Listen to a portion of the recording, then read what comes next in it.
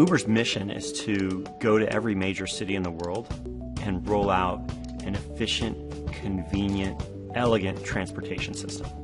I like to think that Uber is creating a new way of getting around cities.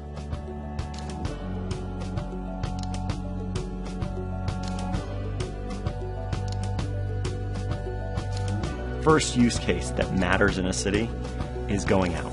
Maybe it's date night or maybe it's going out to the clubs with friends, but very quickly it starts to move into daytime use. You get used to pushing that button at night on Friday or Saturday. Then you're stuck between meetings and you need to get somewhere. And it sort of works its way from the weekend into the weekday. That simplicity around not having to think about how I'm going to get from point A to point B is huge. In cities around the world, especially the major ones, you have a very stagnant transportation ecosystem. A lot of times they don't work. Bringing innovation to this world, which in many cases really hasn't been innovated on in decades, can really bring diversity to a system that hasn't seen a lot of that. Uber is everyone's private driver, and the drivers are the lifeblood of Uber. We're bringing that kind of experience to the masses.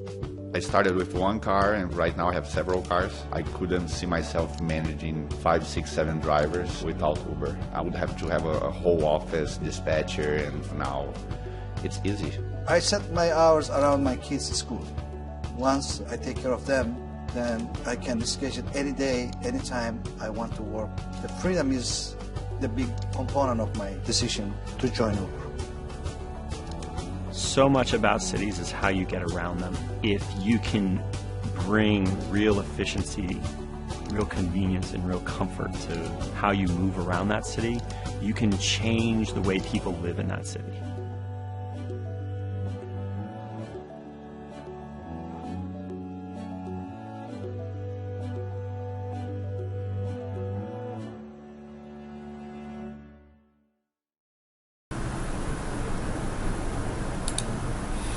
Hi, my name is Brian Lemoon and I'm going to give you an overview of the CE audit of Uber. First question is, why choose Uber? Uber, as you're well aware, is a very disruptive company right now. It's disruptive innovation. It's expanding massively. It's in the news quite consistently. And it really has, I think, a world-class entrepreneur as CEO. It's a private company, it's not public, so information is hard to get, particularly on the financial side. And we'll see as the slides progress a lot of information about this very interesting company. Uber was founded in 2009 by Garrett Camp and Travis Kalanick, and service launched in San Francisco in June 2010. Initially, the vision that Camp had for Uber was a black car limousine service for himself and his friends. It wasn't envisaged initially as a taxi cab replacement service, and Travis Kalanick basically pushed back in terms of it being a very small idea. But over the following months, Camp was able to convince him that this could be a much bigger operation, and the rest is history.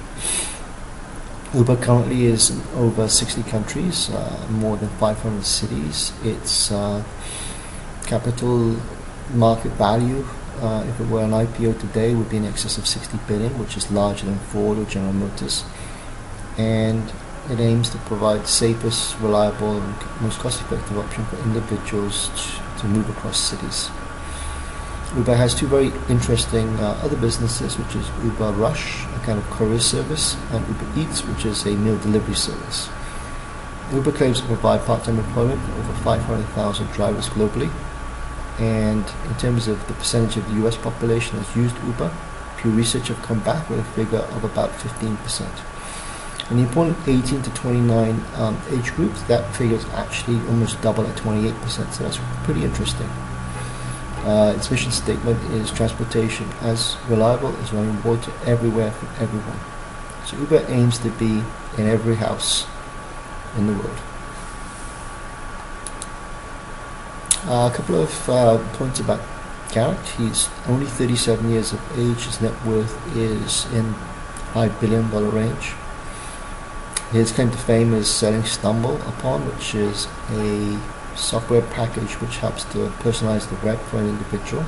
He sold it at eBay for $75 million, and a few years later he actually bought the company back for $0, as eBay had basically lost a lot of the equity value of the company. Kalanick and Camp were at a convention in Paris, and they had problems getting a taxi, and that's where Camp came up with this significant idea in conjunction with Kalanick. Travis Kalanick is a very hard-driving CEO. He's had a rough time in terms of his earlier business experience prior to Uber. He dropped out of UCLA. He's a bit of a prodigy to start this startup company, ScoreNet. He secured funding from some wealthy investors, including Michael Ovitz, who became a mentor to him. Ovitz is the CEO of CAA and is a very hard-driving, take no prisoners type of CEO. So that is shown in Travis's modus operandi. Score was eventually sued by the music industry for over $250 billion and went into Chapter 11.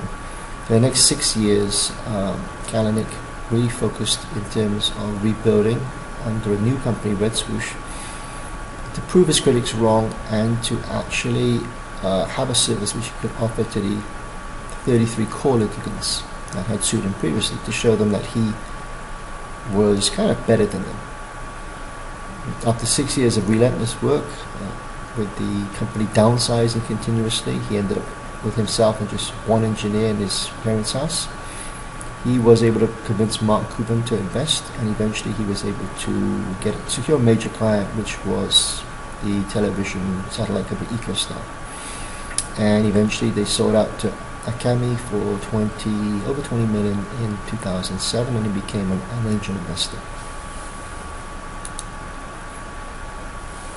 If we use some of the aspects of leadership, key leadership from Burns, we see value creation through innovation and change, and certainly Uber fits that because of the disruption it brings to the transportation industry. Hands-on management, we see that Camps and Kalanick are both involved in the business up to the day, and freedom to grow and fail. Uber has entered several markets and in fact exited China recently, and these were billion-dollar bets. Definitely there is a lot of risk they've undertaken, but also they have succeeded much more than they have failed. Uber culture. This comes from some of the employees of Uber. It's an extraordinary team. Senior team members have experienced failure in the past, and managers and employees are incredibly skilled, incredibly talented. It's a flat meritocracy. There's a lot of options. There's high growth. You Skype for meetings. So often you don't or will never meet some of your co-workers. Very high stress level. They say it's a sprint with a marathon work hours, 80 to 100 hours a week. It's very disjointed. It's a big company with big company corporate values, etc., procedures, policies, but without the support that you would expect in a large company. That's part of what makes it different. I'd also like to talk at this stage about the competitive intensity using Porter's 5 forces analysis. And the highlight I'd like to focus on is the threat of new entrants. I was a bit taken aback and surprised by the analysis, and it became abundantly clear that Uber, it's an extremely good industry. For Uber, it's very bad for its competitors. So in terms of new entrants, the key element is attracting drivers to the service. The key element is attracting drivers to the service. Current promotions that both Uber and Lyft run are in the $750 range per driver. These are bonuses paid to get them to become new drivers, to shift from Lyft to Uber, or in Lyft's case, shift from Uber to Lyft. So a new entrant would have to pay similar promotional expenditures to be able to attract the amount of drivers that, let's say, Uber has, and that would be around about $18 million of promotions required just in New York City alone. So it's very evident that that's a bit of a barrier to entry to any new startup that would like to be able to get into the ride-sharing business. So if you look at 10 cities, 10 major cities in the United States, you could be looking at close to 200 million just to be able to do promotions, to be able to have a foothold in the city with the drivers. It's basically an insurmountable barrier, so I don't expect Uber to face any competition in the United States over the medium term. There are similar issues with supplier power, buyer power, the threat of substitutes, industry rivalry. If we look at industry rivalry, Lyft is the main competitor to Uber. However, Lyft is in half the cities that Uber is in, and Lyft has just 1/3 of the cash available compared to Uber. So Lyft only has 1/3 of the cash available compared to Uber. In conclusion, the industry is very attractive for the incumbent firm, Uber. It's very unattractive for new entrants and Uber's current competitors. So Uber is in a very strong competitive situation. And in fact, most experts expect the industry to become a duopoly. A duopoly between, in the United States, Uber and Lyft, and maybe long-term globally between Uber and Didi out of China. So you're talking about a market that will be highly profitable, that will be extremely large for these companies. If we were to look at Uber and Lyft's products, we see there is a bit of a gap. Lyft don't offer a super premium limo type service, and they don't offer a taxi service in a company.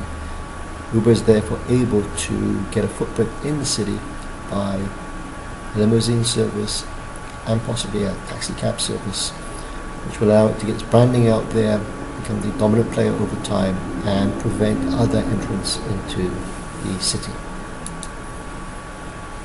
Shows the growth of Uber surpassed in comparatively short time the licensed yellow cabs.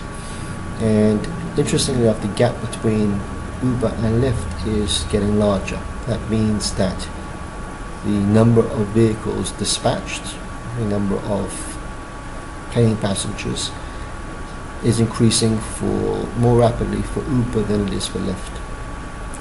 Over time, that should mean that Uber will continue to have a bigger market share than Lyft. Lyft is not closing the gap.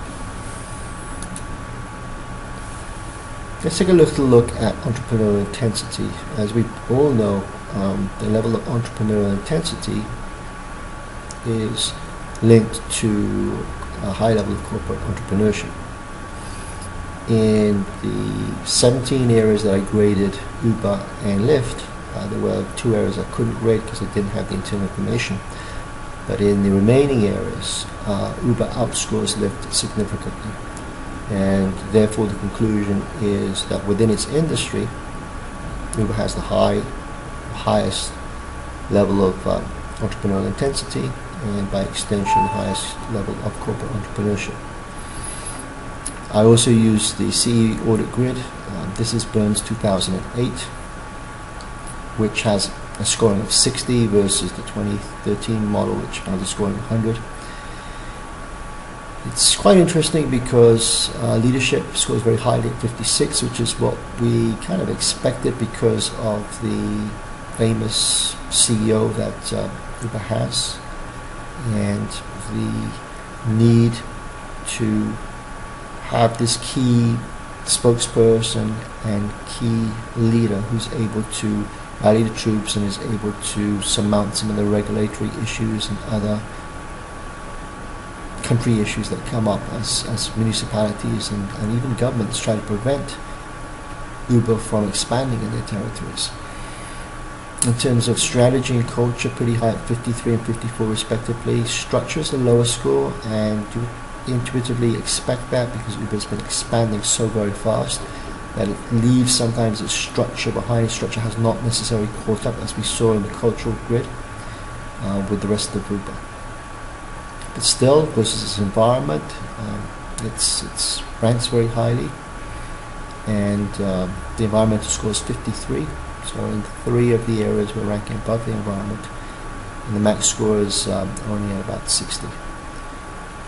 So the conclusion is that Uber ranks highly in terms of corporate entrepreneurship.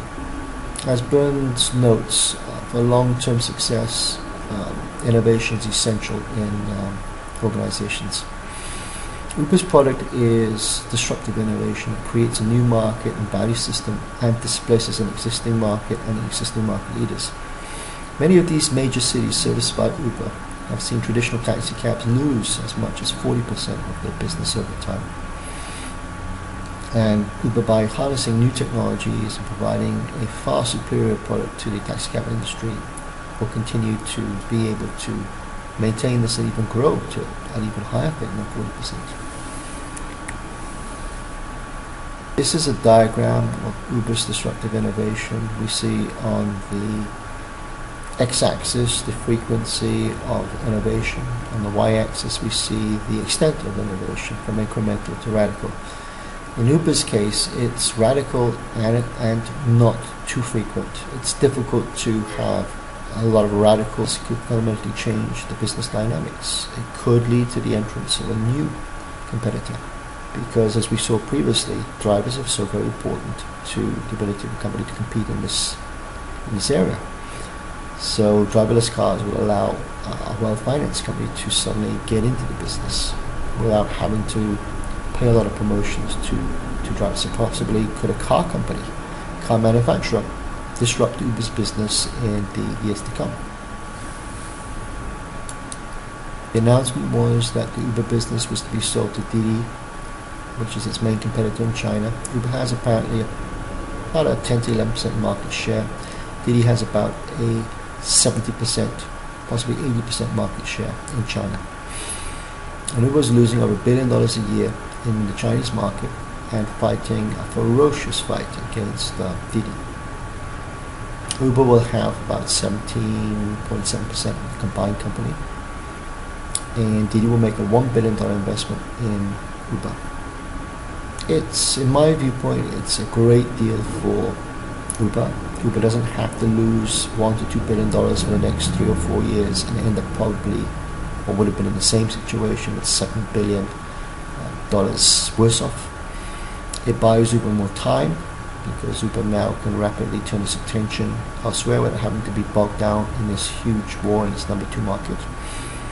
Uber could possibly look at intensifying the competition against Lyft and entering other markets, perhaps in Africa, the Middle East, and certain other countries. Experts think it could create a duopoly, where you have a global duopoly of Uber and Didi. They probably would start working much more closely together, and you could end up in this multi-billion-dollar revenue business with just 2 main suppliers, which is a dream for any capitalist. Recommendations, summary, and in conclusion. We've analyzed Uber and come to the conclusion that Uber shows a high level of corporate entrepreneurship.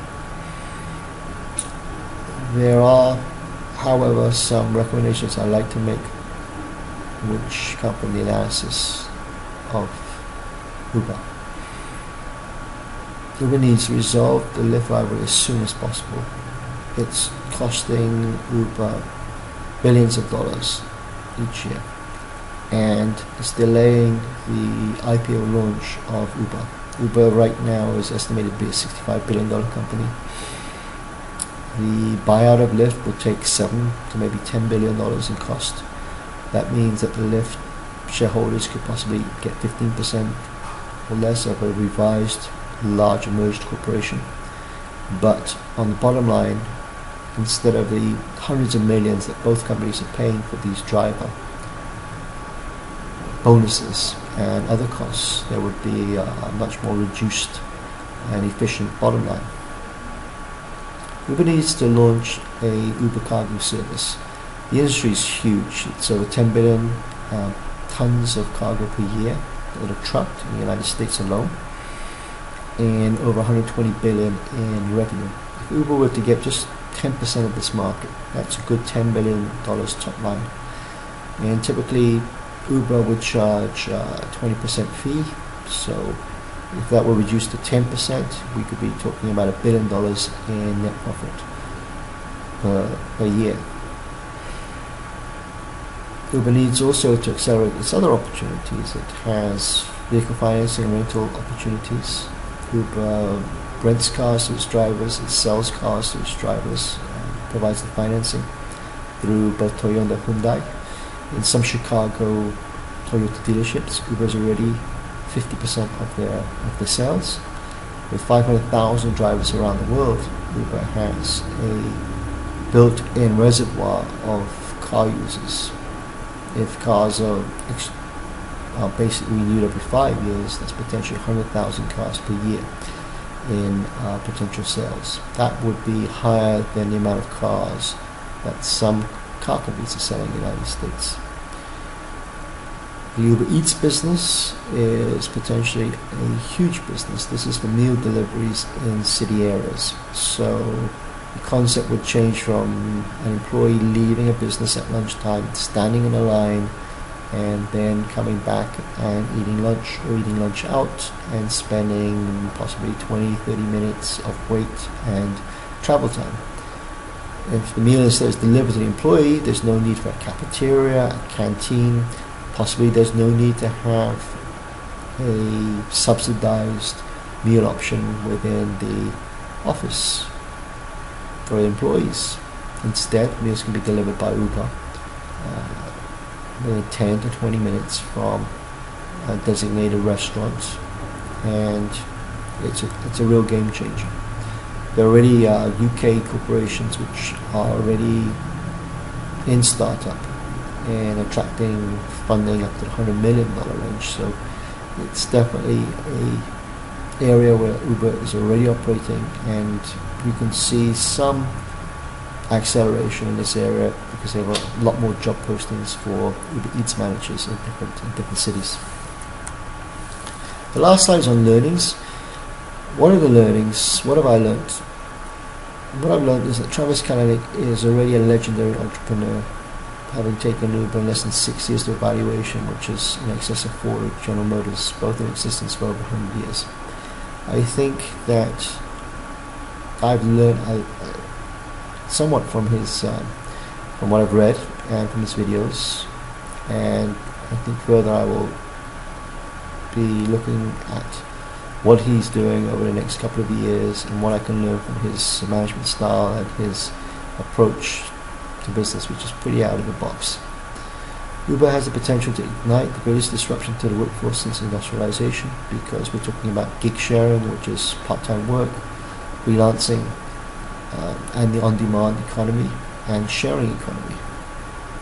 The on-demand economy being getting a product when you want it, in the form you want it, and the sharing economy being the